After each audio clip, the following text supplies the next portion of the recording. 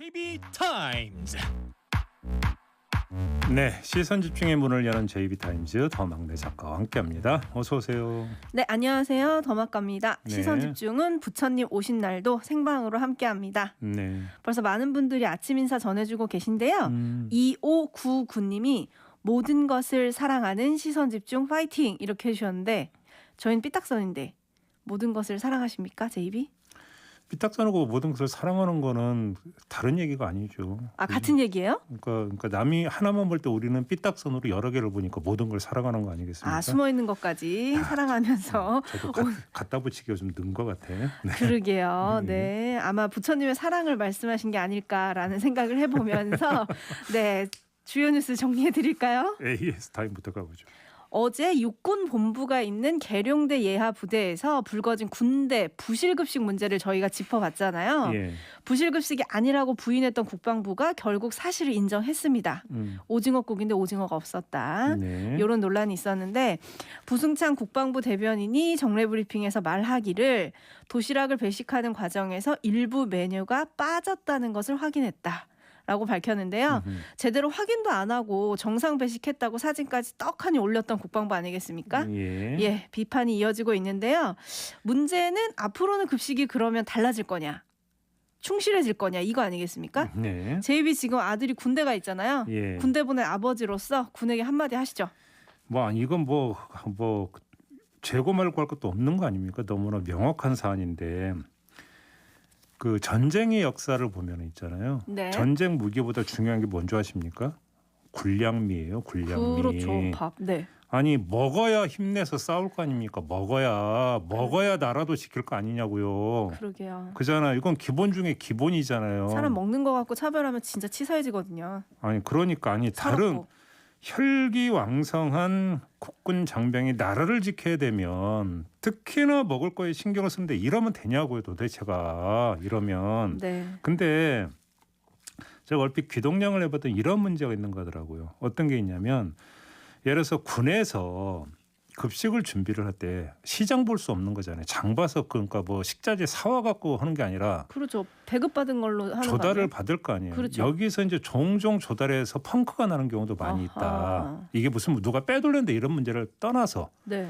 예를 들어서 이제 그러니까 정상적으로라면 뭐 시금치든 뭐든지 이게 이제 그 조달이 돼야 그걸 가지고 식단을 짜가지고 하는데 이게 이제 중간 중간에 펑크가 나고 조달이 안 되고 이런 경우가 있다 보면 그냥 건너뛰고 또 이런 경우도 많이 있다고 하더라고요. 그러게요. 예, 그런 점에서 시스템 전반을 좀 다시 한번 살펴봐라. 네. 이 말씀도 꼭 드리고 싶습니다. 오랜만에 욱종배 등장했다고 촌철님들은 반가워하시는데 반가워할 일이 아니라 이렇게 욱하는 일이 없어야 되는 거 아니겠습니까?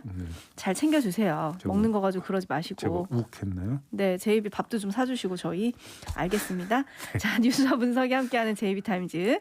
오늘 주목할 첫 번째 뉴스는 오디오로 먼저 만나보시죠. 홍준표 의원 복당 문제 있지 않습니까?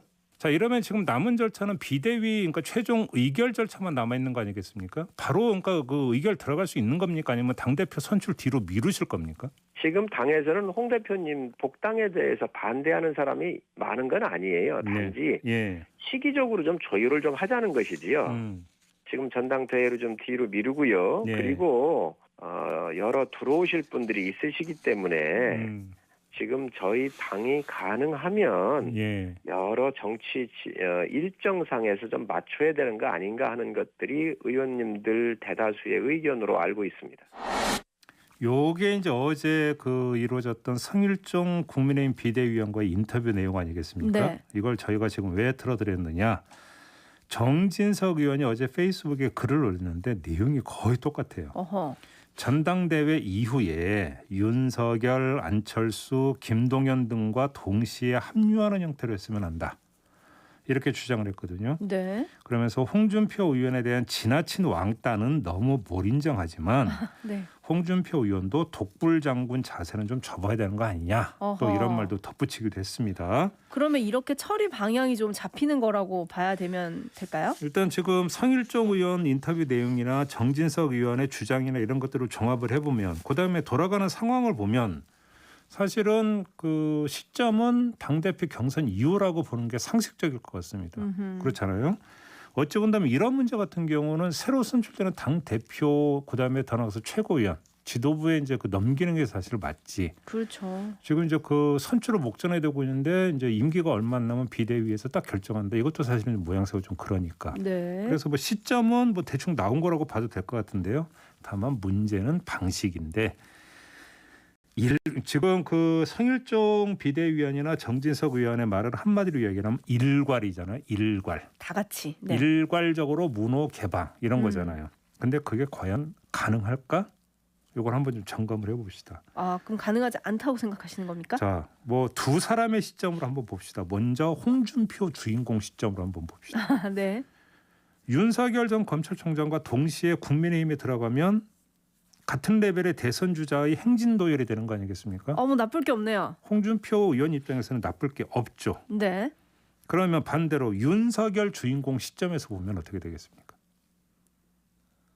조금 네, 좀 서운할 것 같아요. 서운한 게 아니라 꺼릴 것 같지 않습니까? 아하. 그잖아요. 네. 왜 그러냐면 지금 물론 이거는 국민의힘에 들어간다는 얘기가 아니라 네. 간다고 치고 네, 가정법입니다. 가정법. 들어간다고 치고 하는 얘기입니다. 네. 하더라도 같은 반열에서 들어가려고 하겠습니까? 윤석열 전 검찰총장이. 아, 예, 살짝쿵. 네, 손잡고 들어가긴 좀 그렇죠. 아니 그러니까 그런 점에서 볼 때 지금 국민의힘 안에서 나오는 일괄적으로 모두에게 문호를 열어야 된다라고 하는 이야기가 네. 제가 볼 때는 지금 김칫국 마시기 아니냐. 누가 떡 준다고 했냐고요. 그러니까 제 얘기는. 김칫국이자 철저하게 자기들 중심적인 사고인 거죠. 그러니까 국민의힘 주인공 시점인데요. 그렇죠. 시점의 주인공을 이렇게 바꿔보면은 대충 본 거 계산이 서는 얘기 아니냐라는 거죠. 제 얘기는. 근데 뭐 많은 분들이 6.11 전당대회에서 누가 당대표가 되느냐를 좀 보고 윤석열 전 총장이 마음을 정할 거다. 뭐 이런 전망들은 많잖아요. 근데 제가 볼 때는 윤석열 전 총장 입장에서는 누가 당대표가 되든지 간에 자신의 정치 운명을 쥐락펴락할 정도의 큰 변수는 아닐 거라고 볼 겁니다. 네. 다만 이제 국민의힘이 이제 어떤 이미지로 그 국민들한테 다가가느냐. 그래서 자신이 국민의힘의 색깔을 그 이제 같이 했을 때 득이 되는가 마이너스가 되는가 이런 거는 뭐 계산을 해보겠습니다만 아무튼 국민의힘 합류를 기정사실로 놓고 지금 접근하는 것은 국민의힘의 시점 이야기일 뿐이다. 요점만 좀 말씀을 드릴게요. 알겠습니다. 오늘 무슨 지지 모임이 발족한다고 하던데 네. 거기에 또 메시지를 낼까? 이것도 좀 궁금해지긴 하더라고요. 네. 그리고 또 하나 요즘 야권에서 주목하는 인물이 김동연 전 경제부총리잖아요. 네. 어제 민주당 이광재 의원이 김동연 전 부총리는 신의가 있는 사람이다. 국민의힘으로 갈 리가 없다. 단정적으로 말했고 네. 저희가 1월 달에 박영선 전 장관이랑 인터뷰할 때도 네. 박 전 장관이 뭐라 그랬냐면 김동연 전 부총리는 문재인 정부의 초대 경제부총리이기 때문에 문재인 정부의 성공을 위해서 어떤 역할도 하겠다라는 기본적인 생각이 있다. 이렇게 얘기를 했잖아요. 네. 근데 지금 야권에서 계속 띄우고 있단 말이에요. 대선을 준비를 한다면 김동연 전 부총리 여권 주자인가요? 야권 주자인가요? 아니 한결 사람 속을 누가 알겠어요. 그걸 지금 누가 알겠어요. 근데 한번 여기서 이렇게 봅시다. 그럼 김동연 전 경제부총리가 그 여권의 대선 주자로 나설기 위해서라면 지금 좀 몸을 풀어야 되는 거 아닙니까? 슬슬 풀고 있는 거 아닌가요? 강연 정치를 열심히 하시던데. 근데 강연 가지고는 안 되고요. 이제 여의도로 이제 입성을 해야 되는 건데 왜 그러냐면 이제 민주당 내 이른바 빅3라고 하는 분들의 네. 대선 행보는 사실상 거의 이제 그 개시가 됐다. 그렇죠. 라고 봐도 무방한 지경 아닌가요? 네네. 이렇게 놓고 본다면 사실은 그 이 몸을 푸는 정도 갖고는 지금 안 되는 상황에 와 있는 건데 별로 소식이 없다라는 점을 좀 일단 좀 봐야 될 것 같고요. 그렇다고 야권으로 간다? 야권으로 간다라고 하는 것들도 결국은 윤석열 요인과 같이 연동되어 있는 거 아닌가요? 그렇죠. 그런다고 해서 예를 들어서 내가 이제 보장이 된다라는 것도 없는데 바로 야권으로 갈까? 저는 그래서 사실 이거는 좀 더 근거 봐야 되는 문제인 것 같고요. 다만 요점만 이야기를 하겠는데 자, 김동연은 문재인 정부의 경제부총리였고 그렇죠. 윤석열은 문재인 정부의 검찰총장이었고 네. 근데 두 사람이 전부 다 잠재적인 야권으로 야권 간다. 주자. 네. 그러면 문재인 정부는 뭐가 되느냐라는 이야기만 한번 던져보고 마무리하겠습니다. 알겠습니다. 8672님이 꽃가마 타고 들어가시겠다. 세상이 그렇게 만만한가요? 해주셨는데. 아니 제가 볼 때 꽃가마 탈 수가 없어요. 아하, 꽃가마는 왜냐하면 아니다. 여든 야든 이른바 유력 주자가 있기 때문에 요거는 윤석열 전 총장에 대한 얘기일 수도 있습니다. 아, 윤석열 전 총장? 네네. 근데 저는 이제 김동연 전 부총리 이야기인 줄 알고 네. 김동연 전 부총리 입장에서는 제가 볼 때는 꽃가마타고 여든 야든 입성할 여지는 거의 없다. 다시 말해서 오히려 단기 필마라고 해서 뛰어들어서 그 움직여도 될까 말까한 상황이기 때문에 누가 꽃가마 태워줄 일은 별로 없을 거다. 그럼 윤석열 전 총장은 어쨌든 뭐 국민의힘에서 저렇게 손짓하는 건 일종의 꽃가마가 될 수도 있죠. 그럼 뭐냐면은 결국은 그 지지율이 깡패라고 그 얘기하는 거잖아요. 아, 정치권에서는 또 지지율이 깡패입니까? 그러니까요. 네. 그렇지 않습니까? 알겠습니다. 네. 지켜보도록 하죠. 네. JB타임즈 다음 주목할 뉴스는 오디오로 먼저 만나보시죠. 당장 이대로 죽고 싶은 마음은 전혀 없는데 의사들은 왜 그렇게 싸늘하신지 모르겠습니다. 이 병이 나을 거라고 생각하세요? 이 병은 낫는 병이 아닙니다.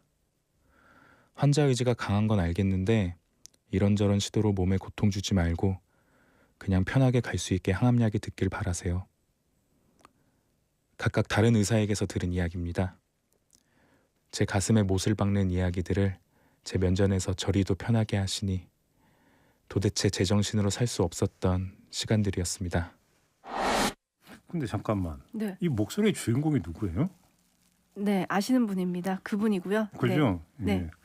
깜짝 놀랐네. 아무튼 이게 무슨 이야기냐면 가수 보아의 친오빠인 권순욱 씨가 지난 12일에 자신이 복막암에 걸린 사실을 전하면서 덧붙인 말이 있었는데 네. 그 내용의 일부이거든요. 네. 그 의사들이 왜 그렇게 싸늘하신지 모르겠다. 너무 싸늘하고 냉정하게 이야기하는 거 아니냐. 네. 그래서 가슴에 못을 박는 이야기다. 이런 취지의 글을 올린 거예요. 네. 병원 안 갔다 오신 분들은 거의 없겠죠. 많은 분들이 그렇죠. 병원을 왔다, 그러니까 오가셨기 때문에 어떤 이야기인지 아마 다 머릿속으로 그림이 그려질 거라고 생각을 네. 하는데, 자, 이에 노환규 전 의사협회장이 SNS에 답글을 달았습니다. 그래서 뭐라고 그러니까 그 답을 줬냐면 권순욱 씨의 마음에 공감한다면서도 싸늘한 건 의사들의 자기 방어다 이렇게 주장을 했어요. 네. 그러니까 싸늘한 자기 방어는 의사들의 의무가 됐다 이렇게 이제 밝혔는데 네. 싸늘하고 냉정한 경고를 하지 않으면 불충분한 설명을 이유로 의사가 법적인 책임을 지는 상황까지 몰릴 수도 있다. 그렇기 때문에 이렇게 할 수밖에 없다라는 취지의 글을 올린 거죠. 그러니까 싸늘하고 냉정한 경고는 국가와 사회가 의사들에게 해온 주문이다. 라고 밝힌 겁니다. 공감한다면서 이렇게 말씀하셨다니 좀 시각차가 너무 크지 않나라는 생각이 드는데요. 그러니까요. 이게 그 시각차라고 봐야 될지 완전히 엇나간 얘기라고 봐야 될지 한번 좀 따져보죠. 네. 자, 제가 볼 때는 완전히 엇나간 얘기 같은데 두 가지 점에서 그렇습니다. 첫째, 권순욱 씨가 지금 제기하는 건 의사들의 태도 아닌가요? 태도? 그렇죠. 그잖아요. 네. 근데 노환규 전 회장이 말하는 건 내용이에요. 엄밀하게 얘기를 하면. 네네. 자, 지금 그 환자님의 상태가 이러이러하기 때문에 이게 되면 이런 그 효과는 있겠지만 이게 한계가 있을 거고요. 이런 의학적 소견에 대한 의학적 소견을 내용으로 본다면 그거에 대한 어떤 설명, 그건 당연히 의무죠. 네. 해야 되죠. 그다음에 어느 한쪽만에 일방적으로 희망만 주거나 일방적으로 절망만 주는 게 아니라 아니 그 정보에 대해 그 걸쳐 있다면 그러니까 다 전달을 해야 되는 건 의무 맞죠. 그렇죠. 그건 의사들의 의무인데 지금 권순욱 씨가 제기했던 문제는 왜 그런 걸 나한테 얘기해 주냐가 아니라 왜 그런 걸 그렇게 쌀쌀맞게 얘기해 그렇죠. 주냐 이 그렇게 얘기인 거잖아요. 얘기하느냐죠. 네. 그러니까 권순욱 씨는 의사들의 태도를 제기한 건데 노환규 전 회장의 대답은 의사들이 말하는 내용을 이야기를 했으니까 네. 핀트가 전혀 다르다. 이 점을 먼저 확인을 해야 되겠고요. 여기서 노환규 전 회장에게 물어볼 게 생기는데 싸늘하고 냉정한 경고를 통해서 환자에게 객관적인 판단을 하도록 한다라는 주장의 줄기 뭐 이건 이해를 하겠어요. 네. 근데 의사의 소견이라고 하는 것은 사실은 전문적인 내용이잖아요. 그렇죠. 전문적인 내용이기 때문에 오히려 더 소상히 친절하게 조곤조곤 알려져야 그래도 이해할 수 있는 거 아닌가요? 그렇죠. 그래야 환자 입장에서도 객관적인 판단을 내릴 수 있는 거 아닙니까? 네. 그런데 그걸 싸늘하고 냉정하게 이야기를 해주면 이해할 수 있는 것도 더 이해를 못하게 되는 거 아닌가요? 그렇죠. 왜 이 점을 안 보는지를 모르겠고요. 또 한 가지 자기 방어라는 이유의 무게인데 그게 의사 입장에서는 큰 중량감을 가질 거라고 생각을 해요. 하지만 그럼 비교를 해보죠. 생사의 갈림길에 선 환자의 보호받고 존중받고자 하는 바람. 이거보다 더 무거울 수 있는 겁니까? 그게? 아무리 그래도? 그러니까요. 지금 춘철님들도 많은 의견 보내주고 계신데요. 의과대 커리큘럼에도 있대요. 의료 윤리 과목이나 의사 국가고시에 환자 소통법이라는 게 들어있다고 하더라고요. 예. 근데 그 핵심이 차후에 소송을 대비하라 이건 아니지 않겠습니까? 그래서 진여얼님이 해명조차 차갑고 싸늘하네요. 이렇게 해주셨고 현님은 사실을 알리는 것과 그 말을 건넬 때의 태도는 다른 게 아닐까요? 그러니까요. 해주셨고요. 그렇죠. 이승구님은 의사의 독침 같은 말 평생 잊혀지지가 않습니다. 해주셨어요. 반면에 술풀레옹님은 위로는 가족에게 받고 의사에게는 진료를 받자 해주셨는데 이게 여기서 말하는 거는 사실 위로해달라는 게 아니거든요. 인간 대 인간으로 제대로 소통해달라 요거거든요. 아니, 여기에 방점을 좀 찍었으면 좋겠습니다. 친절하고 소상한 설명을 해달라는 거죠. 위로해달라는 게 아니라. 그렇죠. 예. 제대로 소통해달라 요건데요. 저도 개인적으로 그러니까 잊혀지지 않는 몇 번의 경험이 있는데 그건 좀 아닌 것 같습니다. 아무튼 요즘은 좀 다시 한번 좀 말씀을 드리고요. 네, 알겠습니다. 마지막 뉴스 살펴봐야 되는데 또 벨기에 대사 부인입니까? 그렇습니다.